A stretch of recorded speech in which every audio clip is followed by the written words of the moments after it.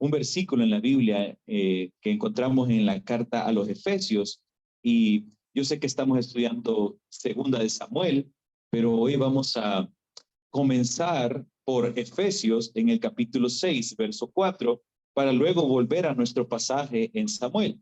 Y vamos a ver un consejo que Pablo daba a esta iglesia en Efeso, que nos va a servir como un lineamiento bíblico para poder ver en un ejemplo en lo que esto significa. Ya le voy a explicar un poco más. Si gustan, vamos a Efesios capítulo 6 y verso 4. Un hijo exasperado. Ya vamos a explicar también qué es lo que significa esta palabra. Si lo tenemos, lo leemos juntos, hermano. Dice así: y vosotros, padres, no provoquéis a ira a vuestros hijos, sino criadlos en disciplina y amonestación del Señor. Hay también una parte en la palabra que nos dice: vosotros, padres, perdón, una versión que nos dice: no exasperéis a vuestros hijos, no los desesperen, sino criadlos en disciplina y amonestación del Señor. Yo sé que ya todos los hijos están emocionados. Hoy le van a tirar a los papás, ¿verdad? Hoy le va a volver a caer a los papás. En realidad, pues, todos estamos en la posición de ser edificados y exhortados por la palabra esta noche, y ya vamos a ver de qué nos habla el texto de Samuel. Pero quiero comenzar en este consejo de Pablo. Vamos a partir de este consejo, de este mandato que Pablo daba a esta familia. Es interesante ver cómo ha venido en esta carta a los Efesios, ha venido Pablo dando una serie de consejos para andar como hijos de luz, y parte del tema de someternos unos a otros. Entonces, entre otros consejos que él viene dando a la familia, él escribe esto a los padres. Ya anteriormente, en los versículos anteriores a este,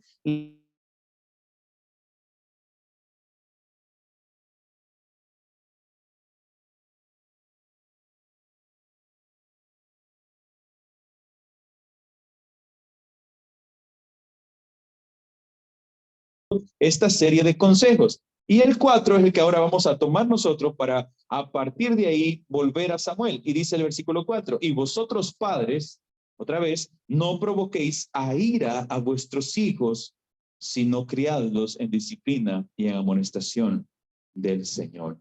Este es un consejo fundamental que Pablo estaba dándole a esta iglesia con el propósito de que sus relaciones fueran relaciones sanas, que su familia tuviera armonía entre sí. Ya ha hablado a los esposos, ya ha hablado a las esposas, ya ha hablado a los hijos, y ahora está hablándole a los padres, enseñando en el rol de padres. Y hemos venido viendo también la semana anterior cómo el cuidado de la familia es fundamental, es crítico para que el propósito del Señor sea cumplido en la iglesia o en su iglesia. La familia es esta institución que todos sabemos que Dios creó desde el libro de Génesis. El Señor nos enseña cómo Adán y Eva forman esta primera familia, y es el propósito que Dios tiene para que el hombre viva en la tierra, que lo haga en familia. De tal manera que es algo fundamental, algo crítico, es algo que nosotros tenemos que entender como básico para el desarrollo sano del evangelio y del cristianismo. La familia es uno de los lugares donde debemos disfrutar mayormente los frutos que el evangelio provoca en el corazón de quienes integran esa familia. Es en el hogar donde el cristianismo se debe de concretar, y es ahí donde mayor felicidad deberíamos de encontrar a la hora de vivir nuestro cristianismo. No en la iglesia, no en un ministerio, no en la congregación, sino en nuestros hogares es donde deberíamos nosotros sentir y vivir con mayor plenitud el evangelio y el amor de Cristo en el cual hemos encontrado nuestra salvación. Una iglesia que está compuesta por familias saludables, por familias maduras, por familias que están verdaderamente comprometidas con el evangelio, esa es una iglesia que camina, que brilla y que bendice a su comunidad. Piénselo, una iglesia que tiene varias familias que constantemente están buscando del Señor, varias familias que viven bajo la dirección de la palabra de Dios, familias que se discipulan, familias que se congregan, familias que leen la palabra, familias que buscan vivir en santidad. ese tipo de familias que son maduras espiritualmente y están comprometidas de verdad con el evangelio, esas familias hacen que una iglesia brille, que una iglesia camine y que una iglesia sea una luz, un faro en medio de su comunidad, en su iglesia local. Por lo tanto, nosotros tenemos que comprender que es fundamental el cuidar nuestra familia, en primer lugar, porque es una responsabilidad que Dios nos da a todos los que formamos parte, pero en segundo lugar también porque al final son grupos de familias los que van integrando las iglesias y esto se va convirtiendo en un testimonio para la sociedad. Ahora, por el contrario, también una familia cristiana que no tiene comunión con Dios, que no es saludable espiritualmente, que no pasa de ser un bebé espiritual y que no madura y no crece en el evangelio, una familia que es cristiana puede formar parte de una congregación, pero no se desarrolla espiritualmente, no se discipula y tampoco se somete a la palabra de Dios, también puede llegar a causar o hacer piedra de tropiezo tanto para su iglesia local como para su comunidad. Dicho de una forma más práctica, cuando la iglesia está compuesta por familias que andan bien con Dios, es una familia, es una iglesia que se ve como un ejemplo delante de la sociedad. Cuando la iglesia está compuesta por familias que tropiezan constantemente con el pecado y con las debilidades de la carne, es una iglesia que va a generar malos dichos, va a generar murmuras, va a generar chismes y no va a ser un ejemplo para su entorno o para su sociedad. Entonces, nosotros hoy tenemos que seguir reflexionando en la importancia de cuidar nuestra familia, en la importancia de atender los problemas que en nuestra familia surgen. Y desde ese enfoque venimos la semana pasada pensando en que lo ideal sería que ninguno de nuestros miembros de la familia caiga en pecado. Y sobre eso hacemos mucho, porque tenemos quizás mejor estrategia o mejor conocimiento, vamos a decirlo de esa manera, de cómo prevenir el pecado. Quizás creo que estamos más familiarizados, vamos a decir, con cómo prevenir el pecado, ¿verdad? Y podemos identificar, no estés escuchando esa música, no estés viendo esto, no digas esas malas palabras, tratando de prevenir el pecado. Pero hemos estado viendo hoy qué hacer cuando ya el pecado está. ¿Qué pasa cuando ya los problemas se han dado? Y entonces, en ese sentido, la semana anterior veíamos nuestra historia en David, cómo él actuó cuando el pecado ya se había dado dentro de su familia. Pero si volvemos en Efesios otra vez, el consejo de Pablo para los padres es: no provoquen a ira a sus hijos. No exasperen a sus hijos. Algo áspero, podemos pensar en una piedra pome. Todos conocen las piedras pome. Algo áspero, raspa. Y cuando es exasperable la piedra pome es cuando si ya ella de por sí raspa, yo le saco filo y punta para que raspe más. Entonces, exasperar es hacer que algo se vuelva mucho más rugoso, que se vuelva mucho más rudo, más tosco. También da la idea de irritar más, de agudizar, para que algo se convierta cada vez en algo más áspero, en algo más carrasposo, como decimos nosotros. Si pensamos en esto, nosotros como padres, con nuestras acciones, somos capaces de endurecer y hacer que el corazón de nuestros hijos se convierta en algo cada vez más duro y más áspero. Eso es lo que Pablo está tratando de prevenir en su consejo y en su mandato en Efesios, diciéndole a la iglesia: no provoquen a ira a sus hijos. Provocar a ira, hermano, a un hijo es algo insensato. Provocar a ira a uno de nuestros miembros de la familia es algo insensato. Pero la pregunta sería: ¿cómo provoco a la ira? Bueno, provocar a la ira es jugar con fuego. Provocamos a la ira cuando como padres hacemos acciones injustas. Provocamos a la ira cuando como padres tratamos despectivamente a nuestros hijos o a algunos de nuestros hijos. Provocamos a ira a los hijos cuando omitimos el deber, cuando dejamos de hacer lo que nos corresponde, cuando dejamos de hacer aquello que como padres estamos obligados y llamados a hacer. Esto provoca ira a nuestros hijos. También provocamos a ira con nuestras acciones pecaminosas. Cuando como padres caemos en pecado y practicamos el pecado, también esto trae ira sobre el corazón de nuestros hijos. Provocamos a ira con la indiferencia. Cuando somos indiferentes con nuestros hijos, con sus necesidades, con la atención que ellos merecen, nosotros somos indiferentes cuando nos hablan, cuando quieren un consejo, cuando nos buscan, cuando quieren tiempo nuestro, nosotros somos indiferentes y eso provoca ira en nuestros hijos.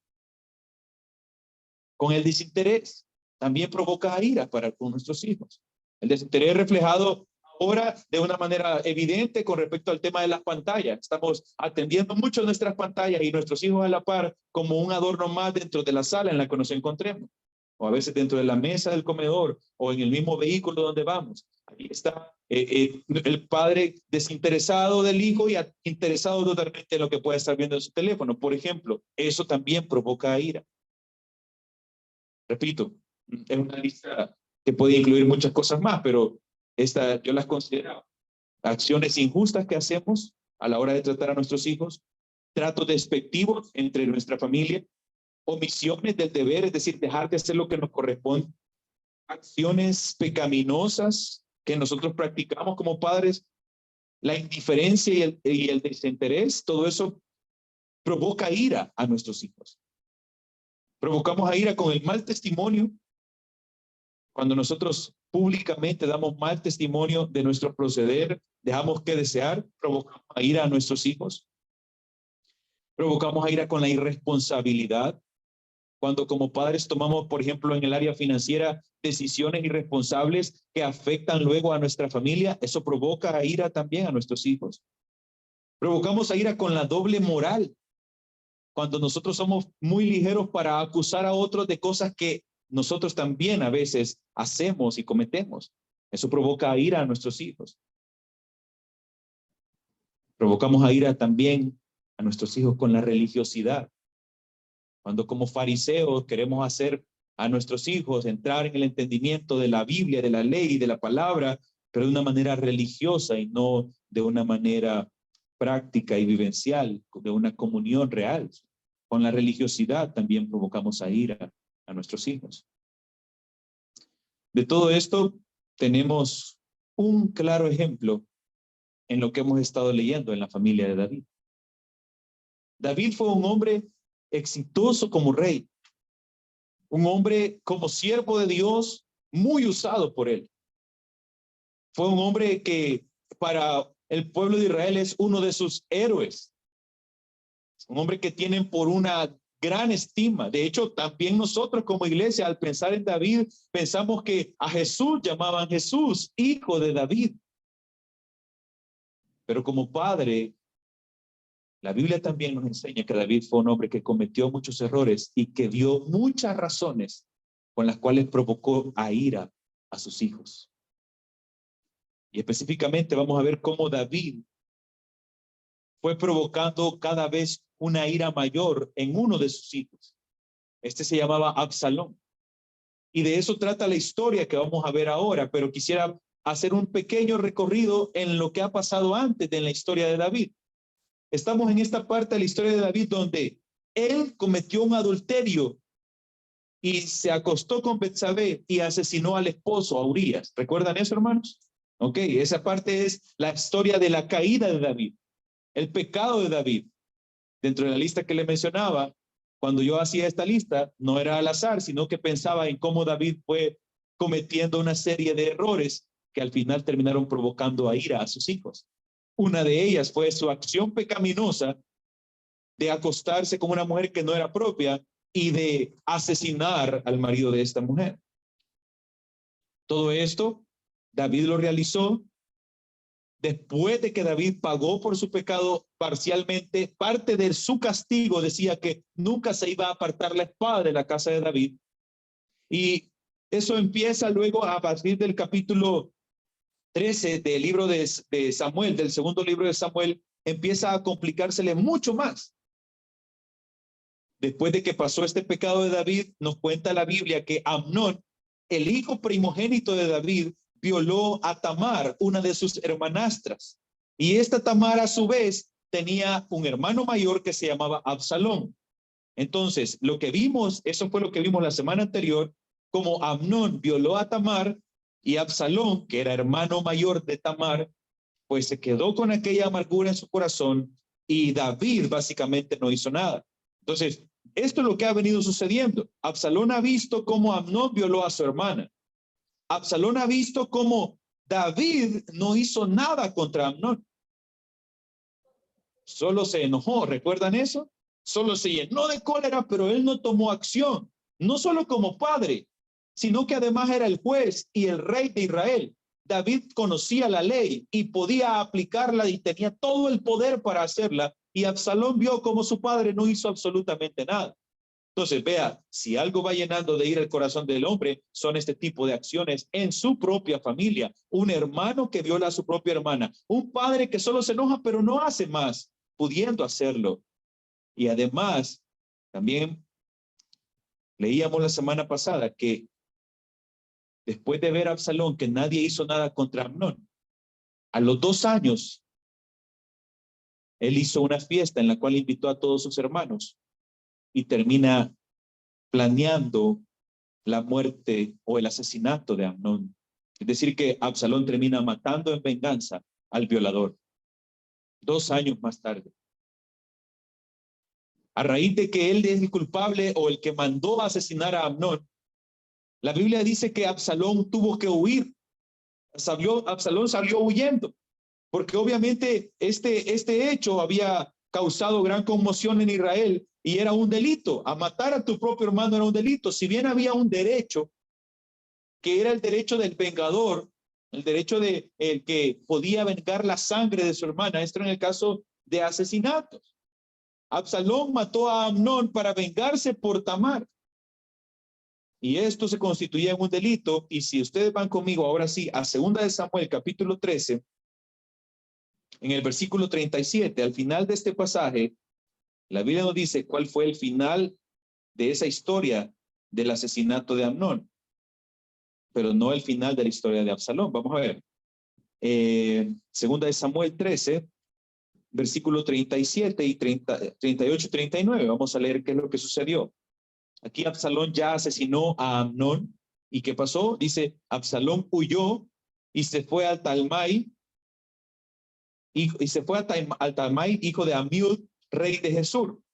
Y David lloraba por su hijo todos los días. Es decir, cuando nos dice que Absalón se fue a Jesús, nos está señalando que Absalón se fue a la casa de su abuelo. La mamá de Absalón era la hija de Jesús, era la hija del rey de Jesús. Entonces, él salió para la casa de su abuelo huyendo a una nación extranjera. Y mientras David, desde Israel, lloraba por su hijo que se había ido también. Es decir, había perdido a Tamar, había perdido a Amnón, que lo habían matado, y ahora Absalón también se había tenido que ir huyendo, ya no podía verlo. Y versículo 39, y el rey David deseaba ver a Absalón, pues ya estaba consolado acerca de Amnón, que había muerto. Es decir, en el corazón de David había un anhelo porque estar bien con su hijo, como creo que todo padre con un poquito de sensatez desearía estar bien con su hijo, pero del deseo al hecho hay que tomar varias acciones. Entonces David deseaba, aquí usted dice, ay, pobrecito David, si se queda hasta ahí con la lectura, usted se queda con aquello de, pobre David, está sufriendo por su hijo. Pero hoy nos toca leer el capítulo 14. Y ahí nos vamos a dar cuenta que David, a pesar de que quería ver a su hijo, no estaba dispuesto a hacer lo necesario para ver. Vaya conmigo, por favor. Capítulo 14. En primer lugar, este capítulo lo vamos a dividir en varias partes. En primer lugar, esta primera parte es el plan de Joab, lo que vamos a leer ahora. Joab, acuérdese que era el general del ejército de David. Y él se da cuenta que David sí quiere ver a Absalón, pero no quiere ceder. Entonces, ¿qué hace Joab? Vea el versículo 14. Capítulo 14, verso 1, perdón. Dice, conociendo Joab, hijo de Sarbia, que el corazón del rey se inclinaba por Absalón, envió a Joab a Tecoa, una ciudad, y tomó de allá a una mujer astuta, y le dijo, yo te ruego que finjas estar de duelo y te vistas de ropa de luto y no te unjas con óleo, sino preséntate como una mujer que desde hace mucho tiempo está en duelo por algún muerto. Imagínense, Joab empieza a hacer como una trampa, vamos a decirlo así, o un plan a través del cual pretendía Joab reconciliar al hijo y al padre. Entonces se mete el general y dice, voy a buscar una mujer que venga delante de David y se presente ante el rey y le plantee un caso para que el rey caiga en sus palabras. Vea lo que dice luego. Es decir que Joab estaba haciendo como las veces de un intermediario. Antes de seguir leyendo, ¿por qué Joab estaba interesado en que se reconciliaran el rey David y Absalón? Bueno, básicamente que como era una familia real y Joab era el capitán o el general de su ejército, él les pensaba políticamente y no convenía que un hijo de David estuviera en el extranjero, porque este hijo en el extranjero podía fortalecerse y atacar a su padre. De alguna manera Joab ya veía venir que Absalón podía agarrar enojo contra David, rencor contra su propio padre y venir a atacarlo. Entonces él busca la reconciliación entre padre e hijo. Note, ellos querían reconciliarse, pero no buscaban su reconciliación. Tuvo que intervenir un tercero para hacerlo. Vean, vamos a ver cómo fue el plan, versículo del 4 en adelante. Consigue a esta mujer, le pone palabras en su boca y versículo 4. Entró pues aquella mujer de Tecoa al rey y postrándose en tierra sobre su rostro, hizo reverencia y dijo, socorro, oh rey. Y el rey le dijo, ¿qué tienes? Y ella le respondió, escucha el caso de la mujer que traía inventado. Yo a la verdad soy una mujer viuda, mi marido ha muerto. Tu sierva tenía 2 hijos y los 2 riñeron en el campo y no habiendo quien los separase, hirió el uno al otro y lo mató. Y he aquí que toda la familia se levantó contra tu sierva, diciendo, entrega al que mató a su hermano para que le hagamos morir por la vida de su hermano a quien él mató y matemos también al heredero. Así apagarán el ascua que me ha quedado, no dejando a mi marido nombre ni reliquia sobre la tierra. Entonces la mujer le está contando su historia. Un hijo mío mató a otro, le dice la mujer. Y todos los de la ciudad y la familia me están reclamando que quieren que les entregue al que me ha quedado vivo para que también les pasen justicia. Estaba afligida la mujer porque lo que significaba que le querían matar al hijo que le había quedado vivo. Todo esto era un invento, pero era un buen caso. Era un caso similar al de David, si usted se da cuenta. Versículo 8. Entonces el rey dijo a la mujer, vete a tu casa y yo daré órdenes con respecto a ti. ¿Qué le está diciendo? Vaya mujer, andate de regreso a tu casa y yo voy a dar la orden que nadie te toque a tu hijo que te ha quedado vivo. Pregunto, ¿qué era lo justo? Lo justo era que este hijo que mató a su hermano pagara lo que debía. Y David sabía que la ley decía que tenía que ser también asesinado por la muerte de su hermano. Pero aquí David, probablemente porque vio que la mujer era viuda, porque la vio sufriendo, le dice, ¿sabes qué? Andate para tu casa, yo voy a arreglármelas para que no te apliquen la ley. Si usted se da cuenta, David está diciéndole, vamos a ver cómo hago, pero andate a tu casa tranquila, no te van a matar a ese hijo que te queda.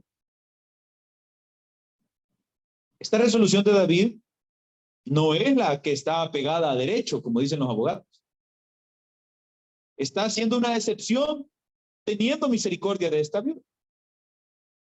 Versículo 9. Y la mujer de Tecoa dijo al rey, rey, señor mío, la maldad sea sobre mí y sobre la casa de mi padre, mas el rey y su trono sean sin culpa. Como que dice, Señor, pero eso no está bien. Versículo 10. Y el rey dijo, al que hablare contra ti, tráemelo a mí y no te tocará más. ¿Se da cuenta de esto que está haciendo David acá? Fácilmente él le dice, no te preocupes, nadie te va a hacer nada. Señor, pero eso no es muy legal que digamos. Señor, pero la ley no dice esto. El que diga algo, que me lo venga a decir a mí. así como cuando uno habla fuerte. Versículo 11. Cuando escuchó esta mujer, dijo ella, te ruego, oh rey, que te acuerdes de Jehová tu Dios, para que el vengador de la sangre no aumente el daño y no destruya a mi hijo. Y él respondió, vive Jehová, que no caerá ni un cabello de la cabeza de tu hijo en tierra. ¿Se da cuenta? David estaba claro en lo que él estaba haciendo, diciendo, nadie le va a hacer nada al asesino. Yo me voy a asegurar de eso. ¿Por qué? Porque David era el rey. ¿David podía tomar esa decisión? Sí. La palabra del rey nadie la iba a cuestionar. No era lo que la ley establecía, pero David estaba incluso dispuesto a pasar por sobre esa ley para darle el beneficio a esta mujer viuda que él ni siquiera conocía. Y aquí viene la trampa o el engaño que David estaba ahí cayendo otra vez. Versículo 12. Y la mujer le dijo, te ruego que permitas que tu sierva hable una palabra a mi señor.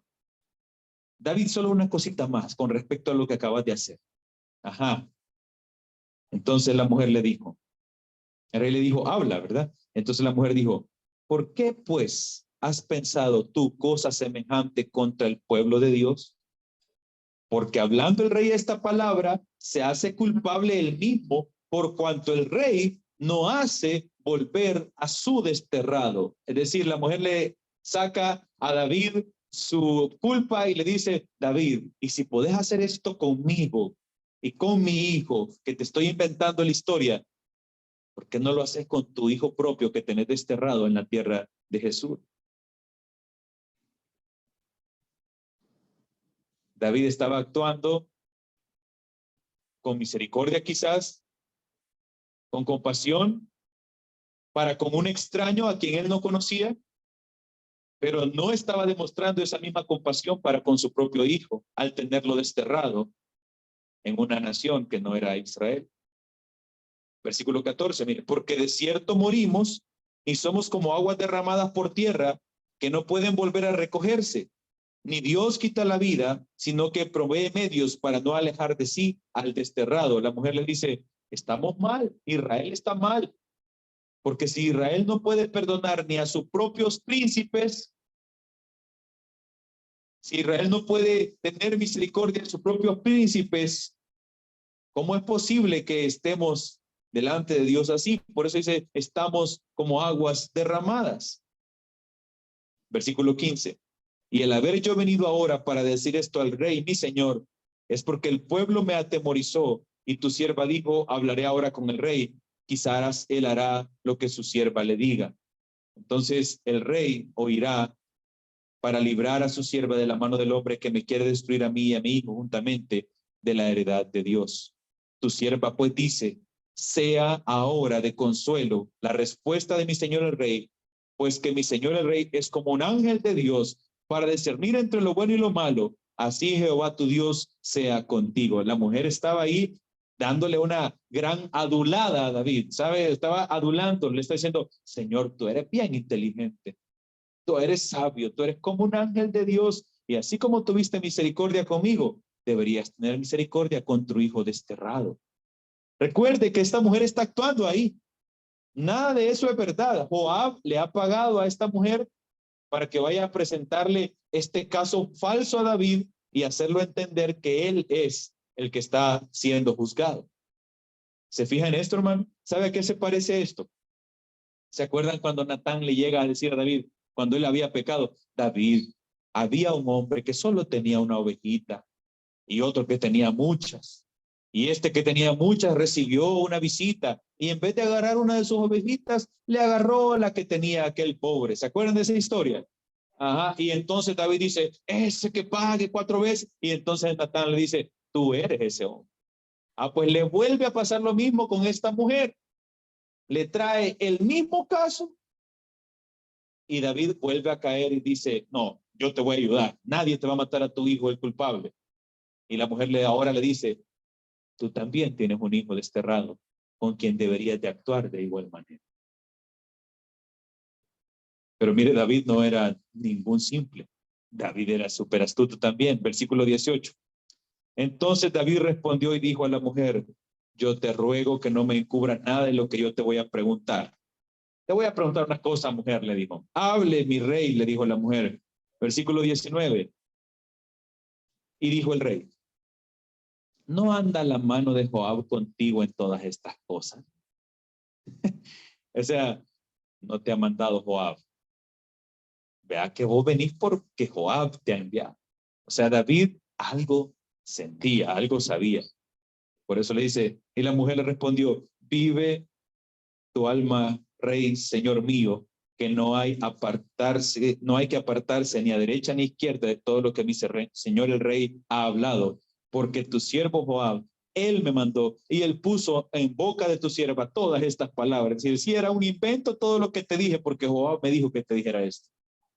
Entonces David, él no era un simple, él entendía todo lo que sucedía, y si no había mandado a traer a su hijo todavía es porque él no quería dar su brazo a torcer.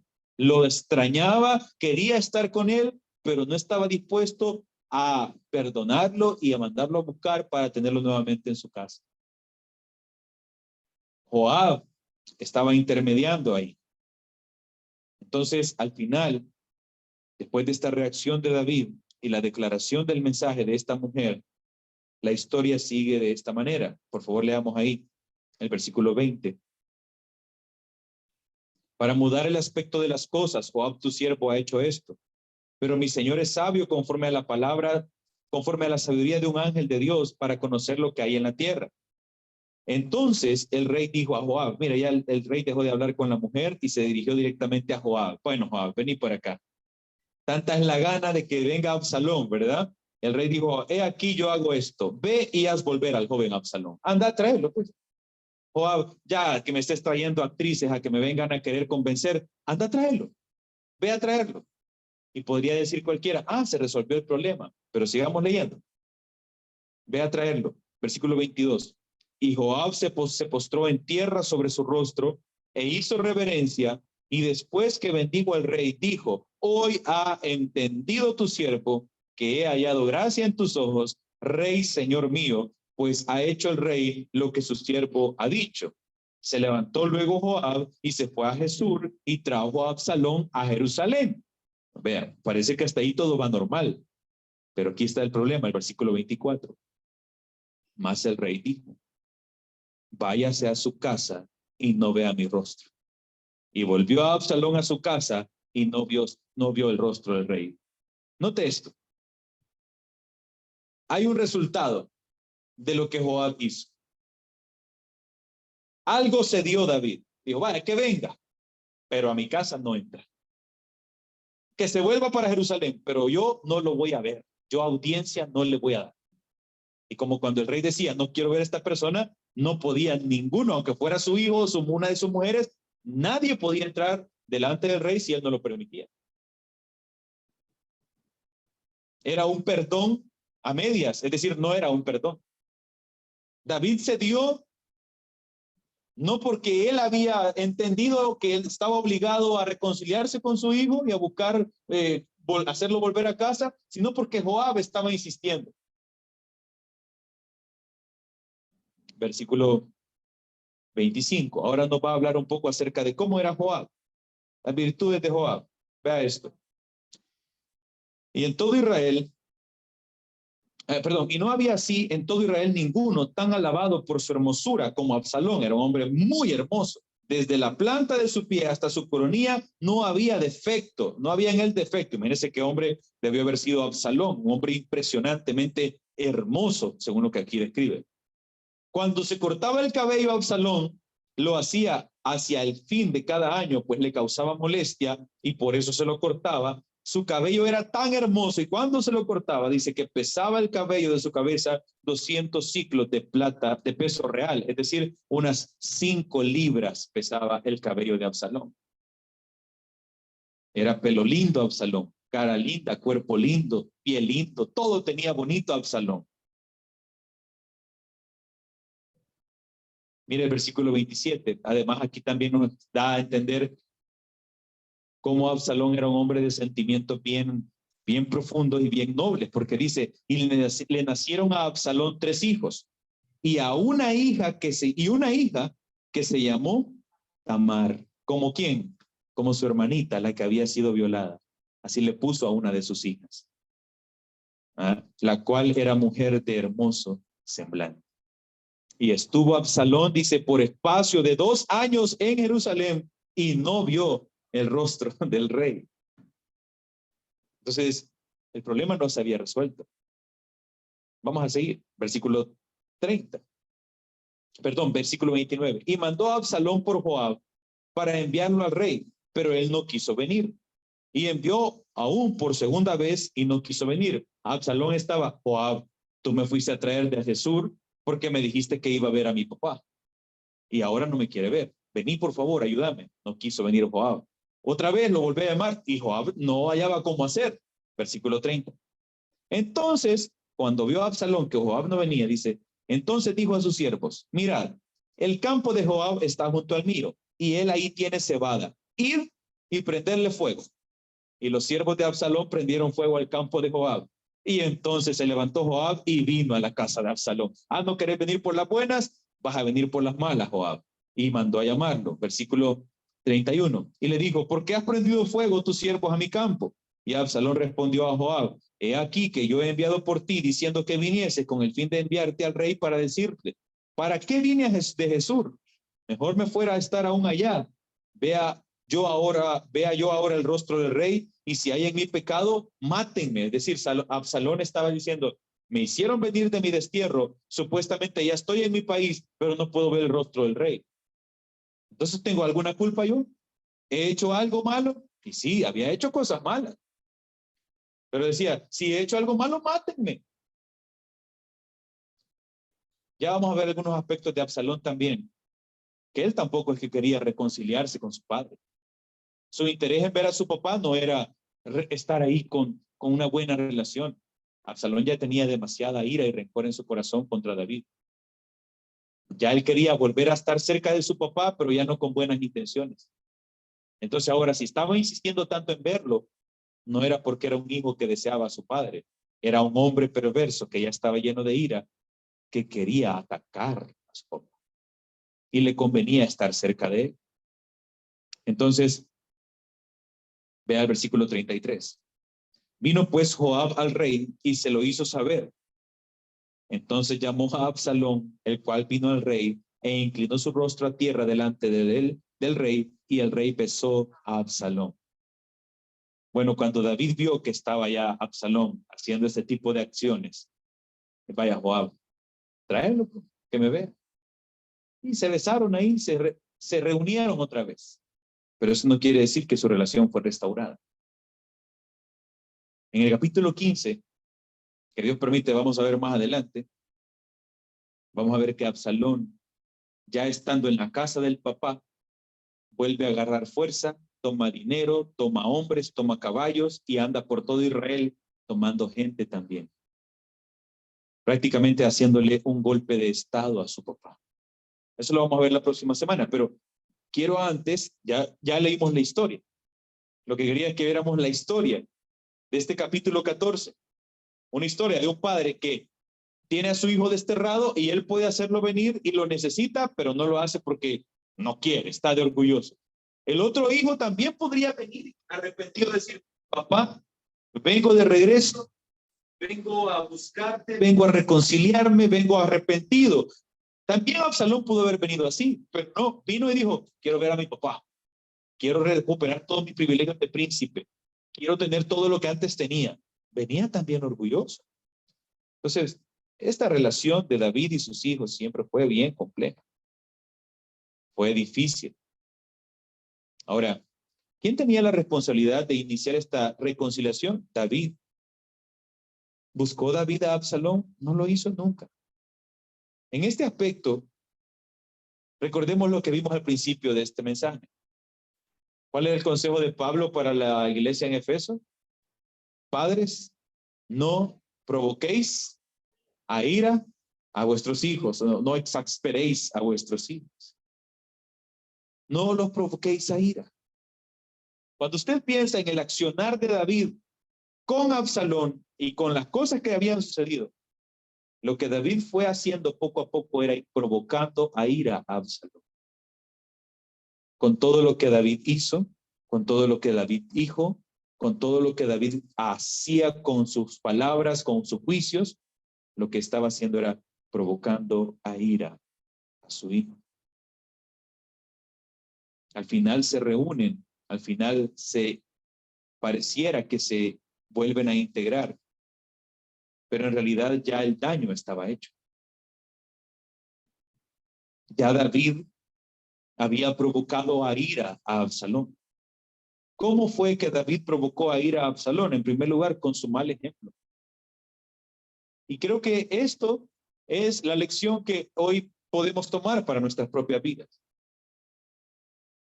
Porque podemos hacerle tanto daño a nuestros hijos, provocándolos a ira y haciéndolos convertirse en personas llenas de rencor y odio, como Absalón se puso en su corazón también tanto rencor y odio.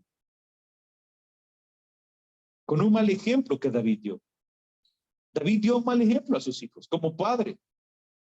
Falló, cometió pecados, faltó a sus responsabilidades, dejó de ejercer la disciplina que debía de ejercer en el momento oportuno. El mal ejemplo de David provocó ira en Absalón. ¿Se imaginan ustedes qué cólera le quedó a Absalón cuando David solo se enojó y no hizo más? Y también, piensen en esto, el hecho que Absalón le pusiera Tamar a su hija, ¿qué nos da a entender?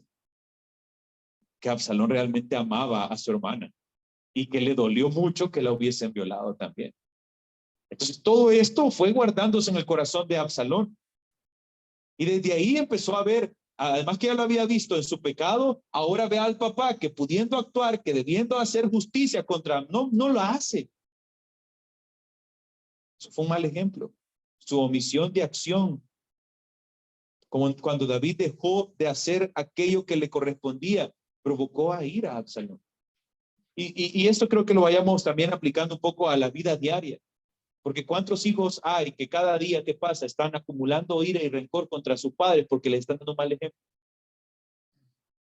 ¿Cuántos hijos hay que están guardando rencor en sus corazones porque les toca andar lidiando con los problemas de su padre, con los pecados de su padre, con las irresponsabilidades de su padre?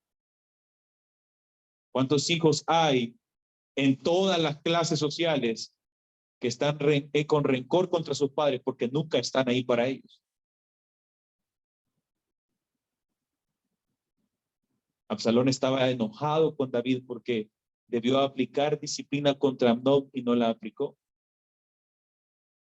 ¿Cuántos hijos están esperando que los padres tomen su responsabilidad y apliquen disciplina sobre aquellos hijos que están haciendo cosas malas y no hacen nada? Miren, el perverso hace su perversidad y los hermanos que están en casa solo ven que le dejan hacer de todo y se enojan contra los padres por eso. Yo he visto casos de eso. Es que él es el peor y no le dice nada y es el que más consciente y eso va provocando ira y pareciera una trivialidad o una cuestión de drama de la persona que está haciendo esto, pero en realidad es esto que va guardando, va provocando a ira, la injusticia de uno como padre y entonces los hijos van generando aquel rencor contra el padre y contra sus hermanos. Entonces vemos que David aparentemente se reconcilió con su hijo, pero en realidad solo se volvieron a poner a la par, pero sus heridas estaban abiertas todavía. Ya Absalón estaba totalmente en contra de David. Y miren, Absalón, como dicen por ahí, era mátalas callando. Cuando se enojó contra Amnón, no hizo nada, ni bueno ni malo, dice la Biblia. Solo se quedó callado por 2 años. A los 2 años lo vino a matar. Ahora ya regresó a la casa de su papá. Viene bien enojado con su papá porque por culpa de David ha estado desterrado, por culpa de David tuvo que huir porque él no accionó contra Amnón, por culpa de David estuvo descuidado de él. Está enojado contra su papá, pero regresa al palacio y se postra ante el rey y le da un beso. No dice nada. Ya después va a sacar las uñas contra su padre. Ese es el problema que también pasa con el rencor y la ira que se va acumulando en el corazón de nuestros hijos. Que cuando viene eso a salir, algunos son más disimulados, pero cuando lo vienen a sacar duele. Y es una bomba que estalla en la familia. Entonces, si nos damos cuenta, David provocó a ira a su hijo. Ahora, quiero decirle algo, hermano.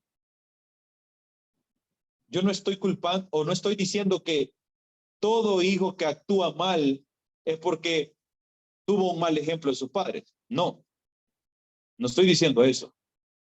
No digo que todas las maldades que nuestros hijos vayan a hacer va a ser culpa de nosotros como padres porque algo hicimos mal.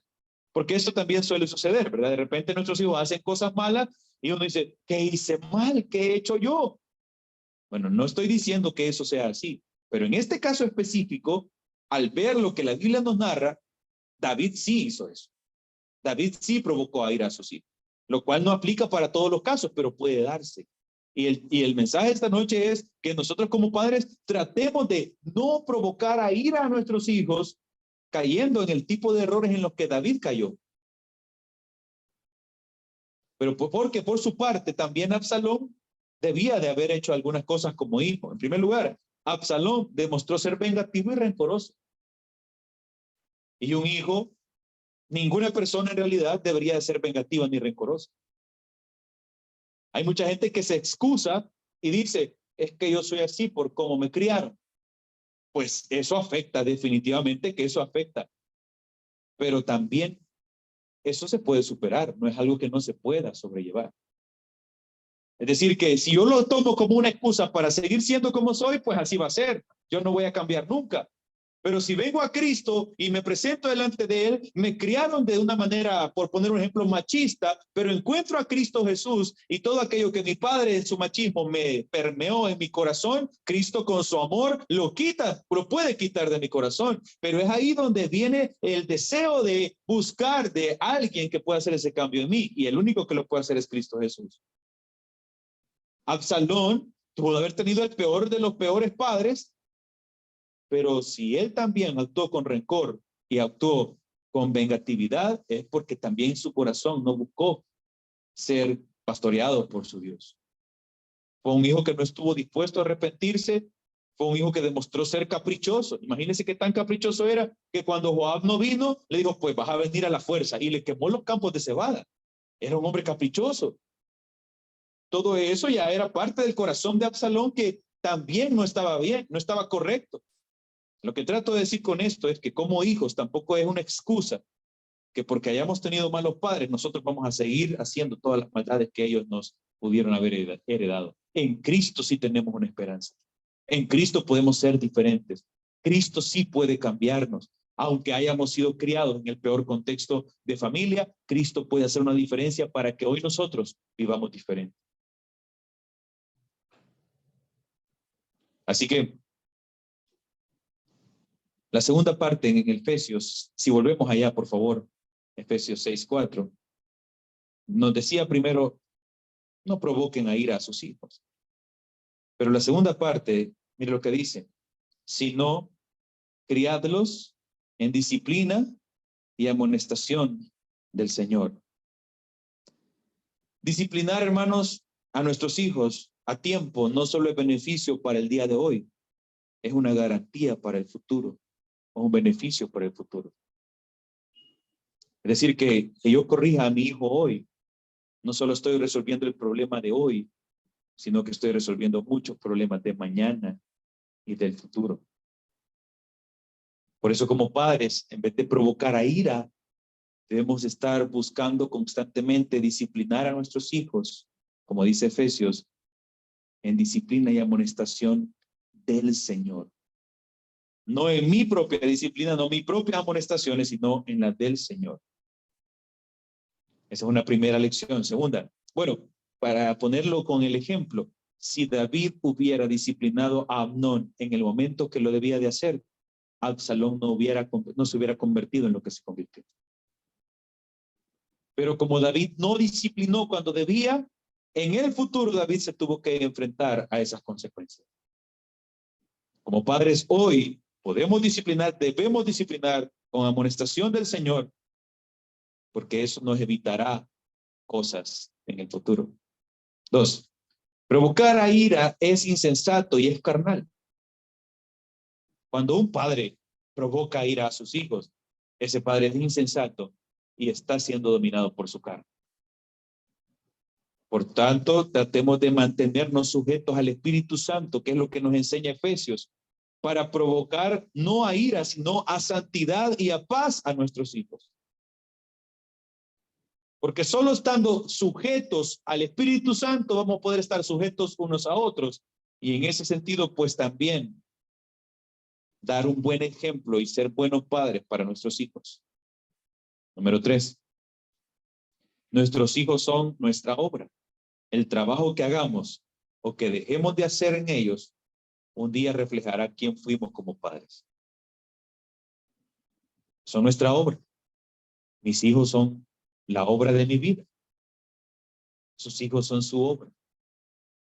Lo que ellos se conviertan y lo que ellos sean, un día en partes reflejará lo que usted y yo hicimos como padres. Eso a algunos nos va a traer consuelo y a otros quizás nos traiga tristeza. Lo único que yo puedo decirle esta noche es que si esto trae a usted consuelo y alegría y dice gracias a Dios por lo que hice con mis hijos, porque ahora están ahí, bueno, la gloria es para el Señor. Pero si algún pesar hay, porque quizás los hijos no tomaron el camino más correcto, pues la reflexión es válida y es necesaria. Algo pasó, algo dejamos de hacer. Pero eso ya no lo podemos resolver. Pero sí puede ahora usted resolver algo. ¿Cómo? ¿Qué puede hacer un padre por su hijo? Lo más grande como padre que podemos hacer es interceder por ellos, clamar por ellos y presentarles constantemente a Cristo Jesús como su única esperanza. No todo es nuestra culpa. No todo es por algo que hicimos o no hicimos, pero puede que haya parte de eso que sea así. Por eso es que termino diciendo esto, no hay garantías. Papás, no tenemos garantías.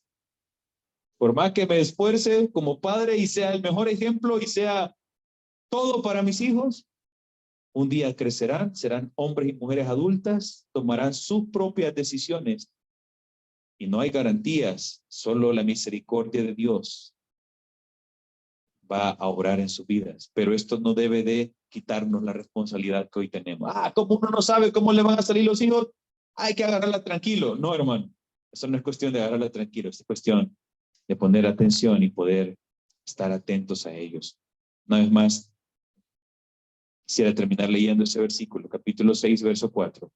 Padres, no provoquéis a ir a vuestros hijos, sino criémoslos en disciplina y amonestación del Señor. Oremos. Mi Dios amado, te doy gracias esta noche por tu palabra, por tu bondad y por tu misericordia, al permitirnos ser padres y al permitirnos tener a nuestros hijos, Señor. Gracias, mi Dios, porque hasta hoy, Señor, tú nos has dado para sus necesidades, para su provisión. Y hoy te pedimos, Señor, que nos dejes a nosotros esa sabiduría para poder hacer nuestro rol de una manera correcta. Si en alguna manera hemos estado provocándoles a ira, Señor, yo te pido perdón, mi Dios. Hoy reconocemos nuestro error, mi Dios, y pedimos, Padre, que nos des una nueva mente, un nuevo corazón en ti para poder hacer las cosas como tu palabra nos enseña, Señor. Ayúdanos como padres a ser sabios, a buscar de ti, Señor, para que lo que provoquemos en nuestros hijos no sea ira, sino orgullo, admiración, respeto, motivación para que te busquen a ti, Señor. Ayúdanos a criarlos y ayúdanos a disciplinarlos, Señor, en tu amor, contigo en nuestros corazones, bajo tu dirección. Y también suplico por la mente de los hijos, Señor. Dales una mente íntegra, una mente sabia y prudente, una mente como la que en su momento tuvo Samuel, siendo un joven envuelto en un entorno corrupto. Ahí se convirtió en tu siervo, siendo íntegro. Así también que nuestros jóvenes, Señor, que nuestros niños, a pesar de que no estén en el entorno más ideal, en el entorno correcto, Señor, que puedan tener esa sabiduría de buscarte a ti y ser íntegros, Señor.